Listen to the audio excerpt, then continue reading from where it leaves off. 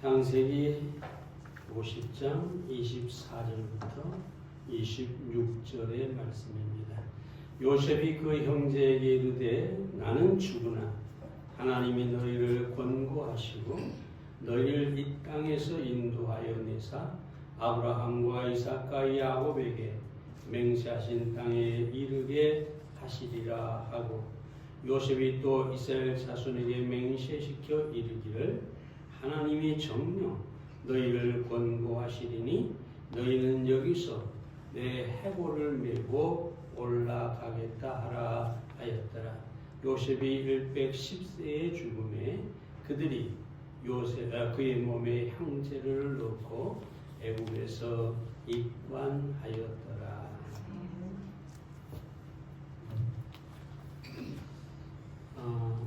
보통 창세기는 창조, 생명으로 시작했다가 죽음으로 끝난다고 이야기를 합니다.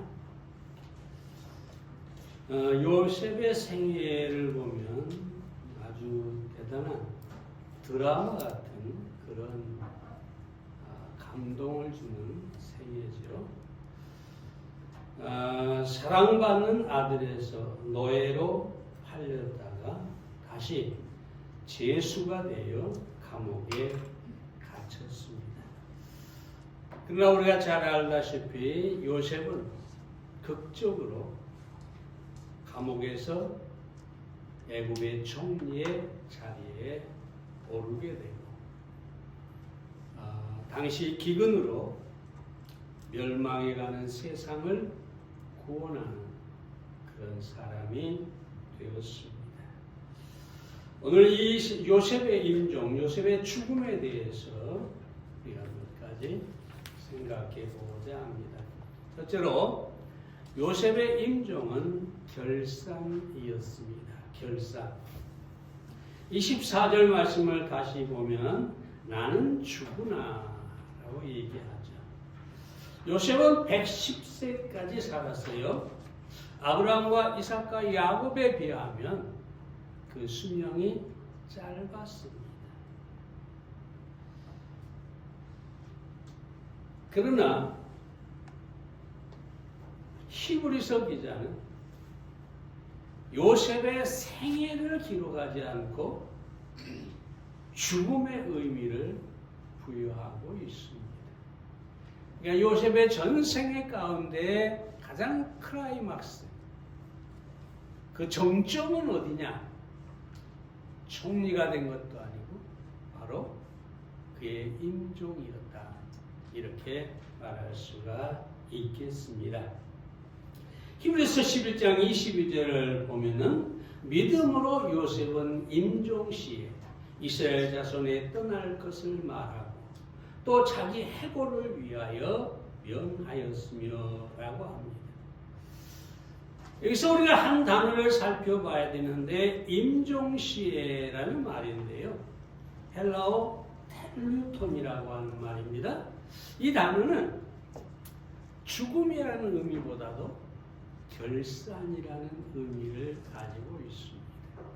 여러분, 죽음은 끝이 아니고 소멸도 아닙니다.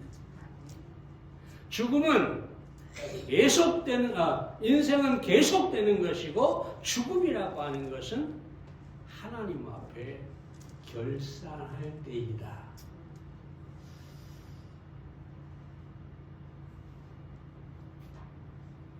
사랑해요. 우리는 죽음을 대단히 두려워하고 그것이 끝이고 모든 것이 사라져버리는 것으로 생각할 때가 있습니다. 그러나 죽는다는 것은 하나님 앞에서 자기 인생을 결산하는 것입니다. 솔로몬은 전도서 12장 14절에서 하나님은 모든 행위와 모든 은밀한 일을 선악간에 심판하시리라. 결산을 보신다는 얘기죠. 어떻게 살았는지, 무엇을 하고 살았는지 심판을 한다. 결산한다. 근데 여러분, 이 결산을 잘하려면 우리의 삶은 헌신이 되어야 합니다. 여러분, 농부가 가을에 추수를 잘하려면 무엇을 어떻게 해야 됩니까? 좋은 씨앗을 잘 심고 그것을 잘 가꾸고 거기에 온전히 헌신해야 되는 것이죠. 그래야 가을에 풍부한 추수를 할 수가 있는 것입니다. 레오나르도 다빈치가 이런 말을 해요. 잘 보내진 하루가 행복한 잠을 가져오듯이 잘 쓰여진 인생은 행복한 죽음을 가져옵니다. 다시 말하면 우리가 결산을 잘 하려면 잘 살아야 되는 것이죠. 아름다운 삶을 살아야 되는 것이죠. 우리의 삶이 가치가 있어야 한다는 거예요. 가룟 유다나 로마의 황제 네로나 히틀러 같은 사람들은 자살로 그 인생을 끝맺었습니다. 한마디로 말하면 그들은 결산할 때에 마이너스 인생, 아무것도 남지 않는 인생을 살았다는 것이지. 그러나 성경에 나오는 믿음의 사람들은 결산할 때 플러스 인생, 남는 인생을 살았다, 그렇게 말할 수 있습니다.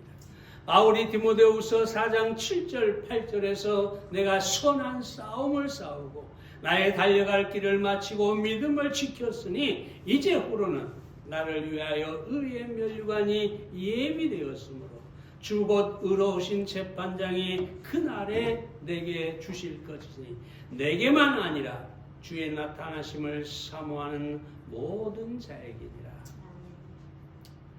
선한 싸움을 싸우고 달려갈 길을 마치고 믿음을 지켰다. 바울은 결산하는 날 하나님 앞에 면류관을 얻기 위해서 정말로 헌신된 복된 인생을 살았다고 말하고 있는 것입니다. 사랑하는 여러분, 언젠가 우리는 이 결산의 때가 오게 될 것입니다.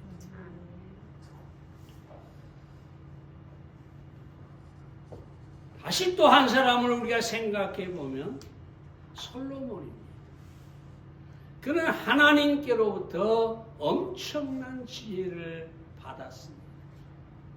그의 인생은 정말로 아름답고 능력 있고 대단했습니다. 저 이디오피아에서 여왕이 솔로몬의 소문을 듣고 찾아올 정도였어요. 그의 인생은 분명히 남는 인생, 결산의 때에 하나님께 상을 받아야 마땅한 인생이었어요. 근데 우리가 알다시피 어떻습니까? 솔로몬은 타락했습니다. 심지어 하나님을 떠나서 우상을 숭배했습니다. 그의 인생이 아무리 찬란하고 아무리 놀랐다 할지라도 결국 그는 이렇게 고백합니다. 전도서 1장에서 모든 것이 헛되다. 그의 고백대로 그는 헛된 인생을 살았다고 말할 수 있습니다. 다시 한번 말씀드립니다. 우리는 죽음이 결산의 때라는 사실을 알아야 합니다. 그 때를 위하여 우리는 남는 인생을 살아야 되겠습니다. 파스칼이 이런 얘기를 하죠. 그의 방세에서 세 가지로 사람을 구별합니다. 첫째는 하나님과 상관없이 방임된 인간입니다.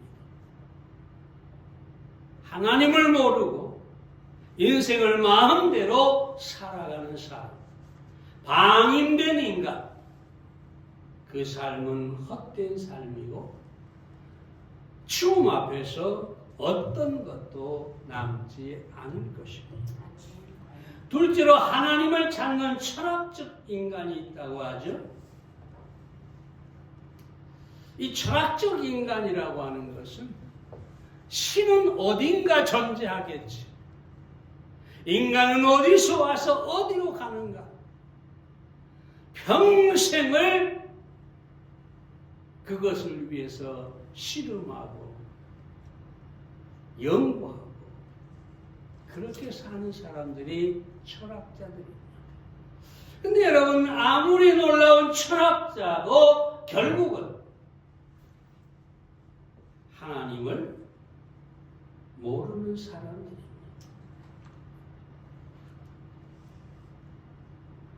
마찬가지로 방임된 인간과 마찬가지로 철학적 인간도 아무리 세상에서 철학자로 이름을 높일지라도 그의 철학적인 언어가 아무리 고상하고 놀라울지라도 결국은 하나님이 없는 인생은 헛된 것입니다.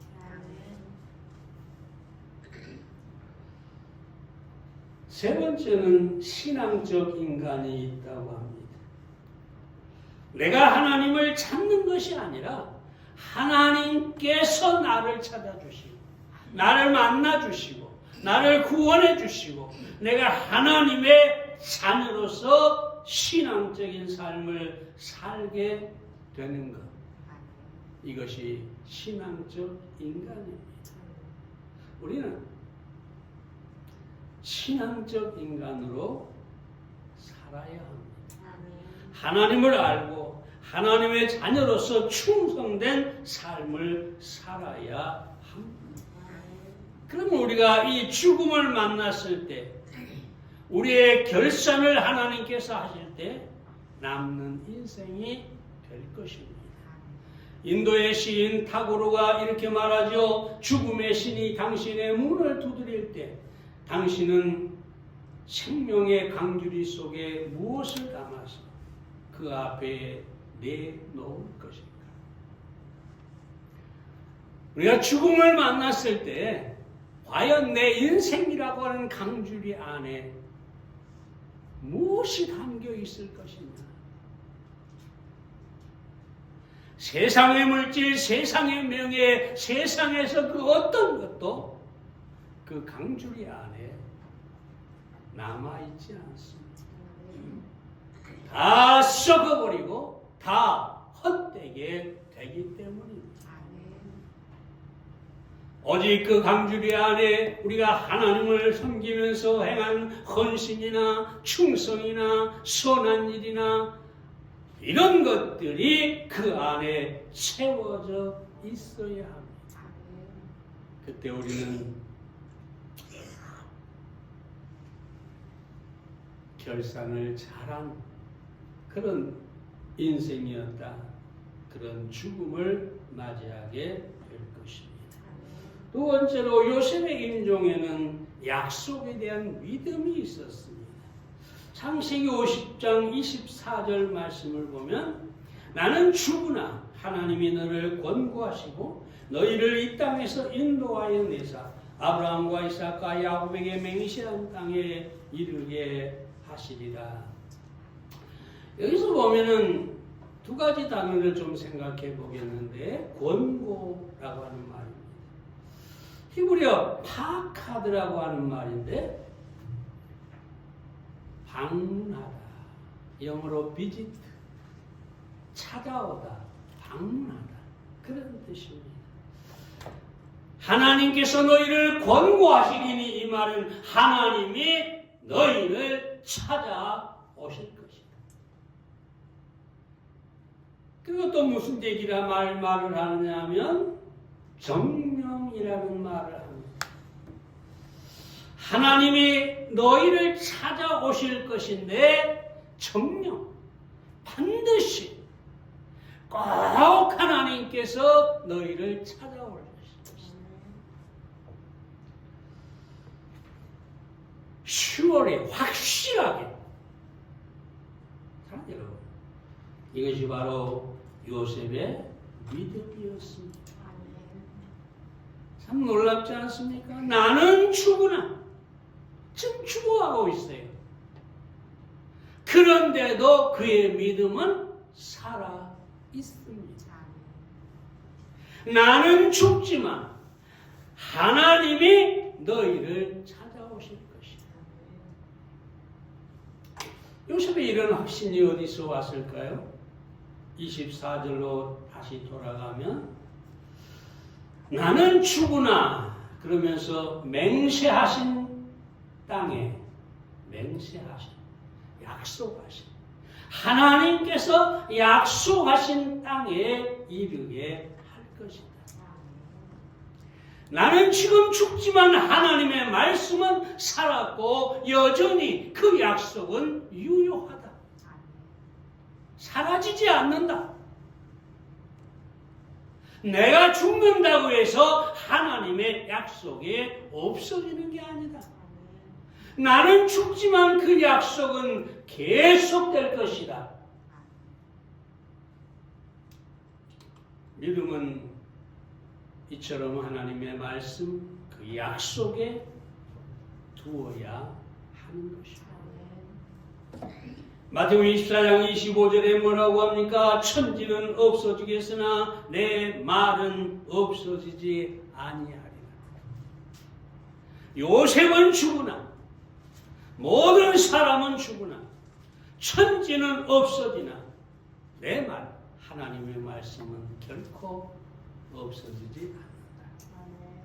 이사야 40장 8절에서도 뭐라고 합니까? 풀은 마르고 꽃은 지드나 우리 하나님의 말씀은 영영이 서리라.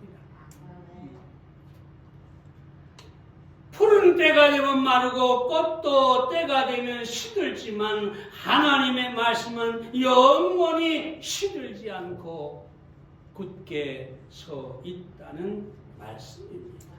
그러므로 우리가 어디에 믿음을 두어야 하겠습니까? 요셉은 자신이 애굽의 총리라는 사실에 믿음을 두지 않았어요. 나는 이제 성공했다. 나는 이 총리의 직에서 정말 누리고 마음껏 살겠다. 거기에 믿음을 두지 않아요. 요셉의 믿음은 하나님의 말씀에 있었다. 자스 에슬레가 말하죠. 믿음, 강한 믿음은 약속을 보며 하나님을 바라본다. 정말 강한 믿음이란 뭐냐? 하나님의 약속, 하나님의 말씀을 보는 것이다. 그리고 말씀하신 하나님을 바라보는 것이다. 그렇게 얘기하고 있습니다. 영국의 렐라이 경이라고 하는 분이 신앙 때문에, 우리 주님을 믿는 신앙 때문에 런던 탑이라고 하는 곳에서 참수를 당했어요. 목이 잘려 죽었죠. 근데 그분이 참수된 다음에 성경을 보니까, 그분의 성경책에 보니까 이런 고백이 있었어요.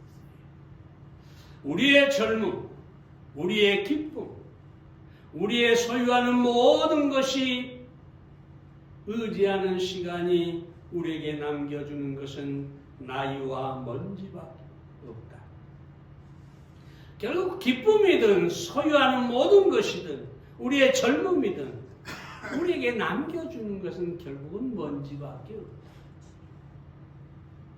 한 줌의 흙이 될 수밖에 없고, 요즘은 화장을 많이 하니까 그저 한 줌의 그야말로 먼지밖에 될 수가 없지. 계속 이렇게 하죠. 시간은 우리가 우리의 모든 방황을 끝냈을 때 어둡고 고요한 무덤 속에서 우리의 삶의 이야기를 묻어버린다. 그러니까 우리의 젊음이든 우리의 성공이든 우리의 기쁨이든 우리가 소유한 것이든 결국은 무덤 속에 다 묻어버리게 된다. 거기서 끝나면 인생이 얼마나 비극입니까? 그런데 이렇게 얘기하죠. 그러나 이 땅, 이 무덤, 이 먼지로부터 나의 하나님은 나를 일으켜 주시리라는 것을 믿는다.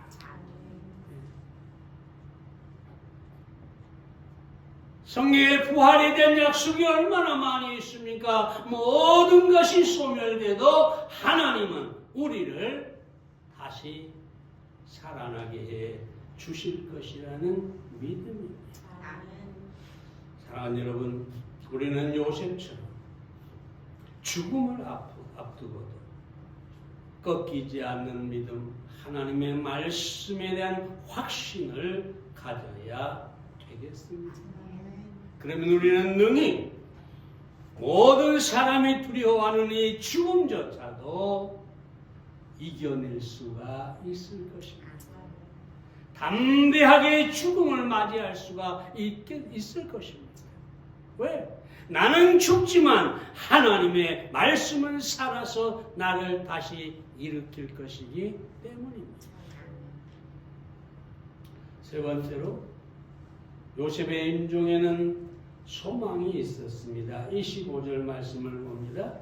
요셉이 또 이스라엘 자손에게 가르쳐 이르기를 너희는 여기서 내 해골을 메고 올라가겠다 하라 하였더라.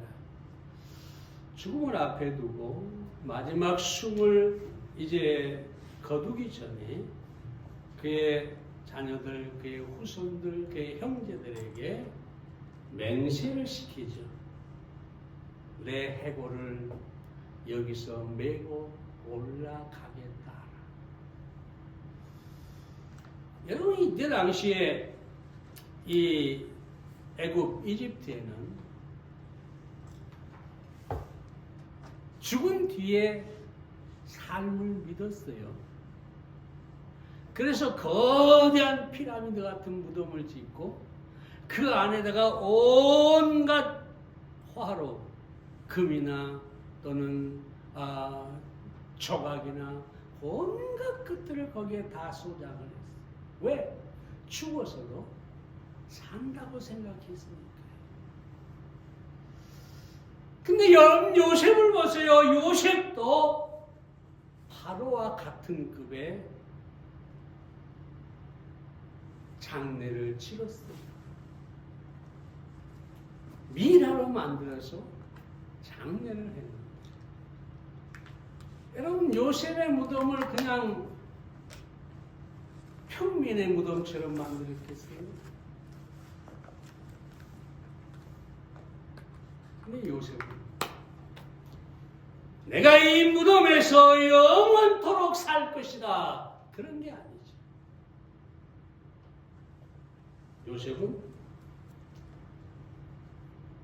이 내 무덤에서 내 해골을 가지고 저 가나안 땅에 우리 조상의 묘에 가서 장사하라는 거죠. 다시 말하면 요셉의 소망은 애굽에 있지 않고 가나안 땅에 있었습니다. 애굽의 화려한 무덤에 있지 않고 가나안 땅 막벨라 굴에 있었습니다.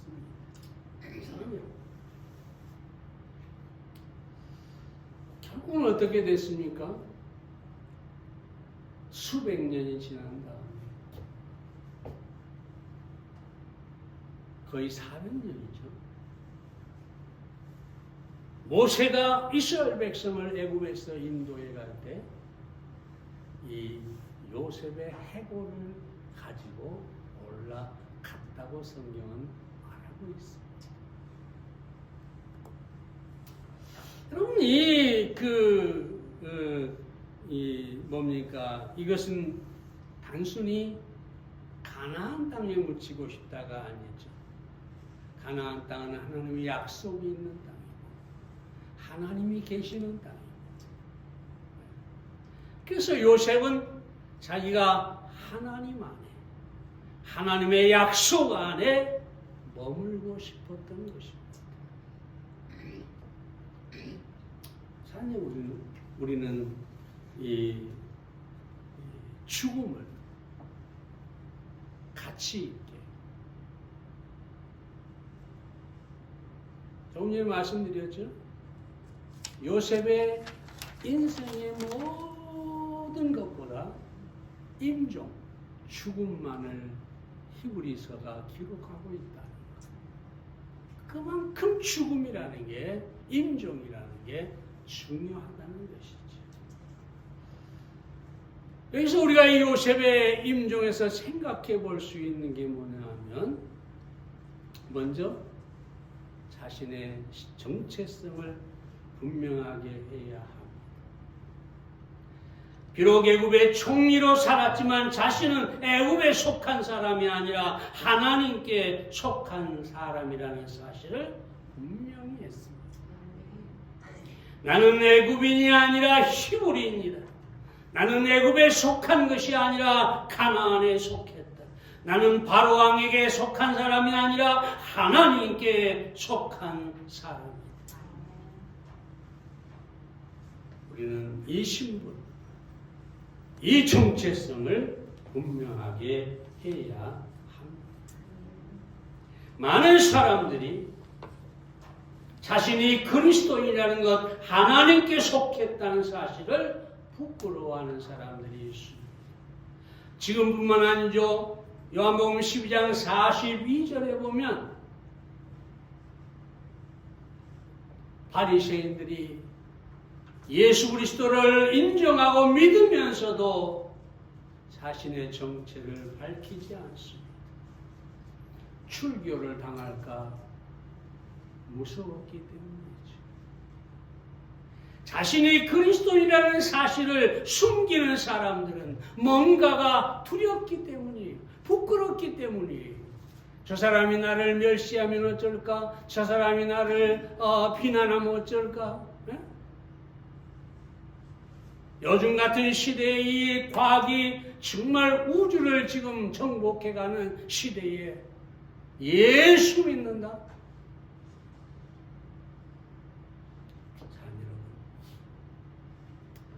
우리는 우리의 신분, 우리의 정체성을 분명히 해야 합니다. 나의 해골을 가지고 올라가라, 그 말은 분명히 요셉은 자기의 신분, 자기의 정체성이 하나님께 있다는 것을 보여주고 있습니다. 뿐만 아니라 우리가 계속해서 말씀드렸지만 천국의 소망을 두어야 합니다. 요셉이 해골을 가나안 땅으로 가져가라 한 것은 그의 소망이 애굽에 있는 것이 아닙니다. 가나안 땅에 있다는 것입니다. 그는 천국을 바라보았기 때문입니다. 미국의 대부호 하워드 휴즈라는 사람 말씀을 드려서 알고 있을 거예요. 죽으면서 20억 불의 재산을 남겼어요. 그때 당시 20억 불이니까 지금 뭐 상상이 안 되는 돈이겠죠. 라스베가스의 유흥장과 호텔, 비행기 회사, 영화사, 방송국 50여 개의 업체를 거느렸어요. 에바 가드너와 같은 당시의 헐리우드 여자 스타들과 수많은 연문을 부렸어요. 화려한 삶을 살았죠. 그런데 안타깝게도 숨을 거두기 10년 전부터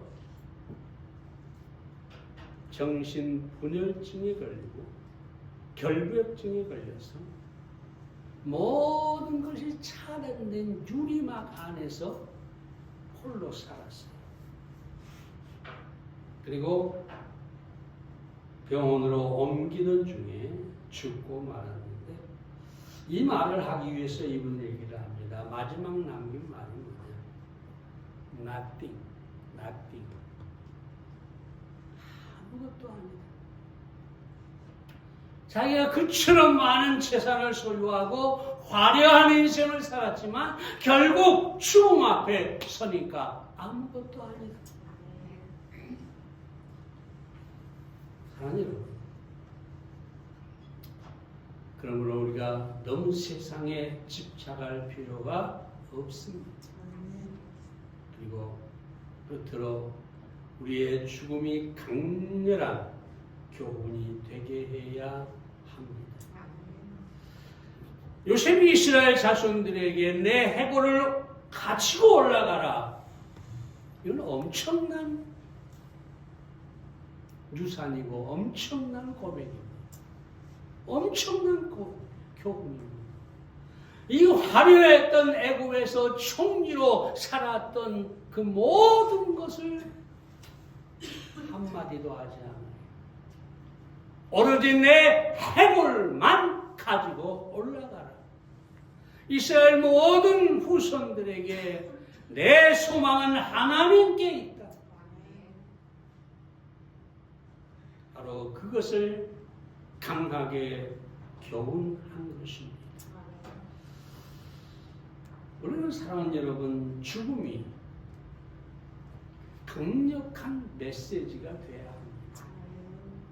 나와 내 자손과 나의 모든 주변의 사람들에게 내 죽음이 메시지가 되고 강렬한 교훈이 될 수 있어야 합니다.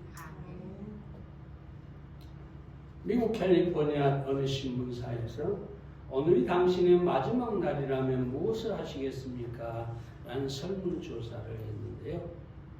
이 몇 가지 답을 말씀을 드리겠습니다. 안구은행에 가서 눈을 기증하겠다. 참 선한 일이죠. 두 번째는 밀린 일들을 모두 정리해서 내 인생을 깔끔하게 마무리하겠다. 좋은 일이죠. 유산을 정리해서 가족들의 장래에 보탬이 되게 합니다. 어떤 사람은 여행을 가겠다. 어떤 사람은 원수를 갖겠다.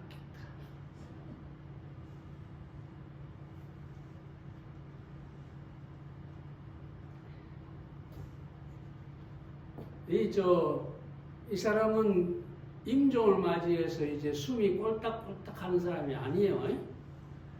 그냥 정상적인 사람인데 내일 죽는다면 무엇을 하겠느냐? 원수를 갖겠다. 여러분 가운데 그런 분 없겠죠? 원수도 없기를 바라고 원수를 갚지도 마시고 원수를 사랑하시기 바랍니다. 근데 마지막 이 말이 저는 참 좋았어요. 가족들을 모두 모아놓고 예수님을 잘 믿어라. 나는 지금 주님 앞에 간다. 라고 유언하겠다. 여러분, 오늘이 마지막 날이라면 어떤 메시지, 어떤 교훈을 남기겠습니까? 요셉처럼 내 소망이 하늘에 있다라고 하는 것을 강렬한 메시지로 또 간절한 마음으로 남기시기를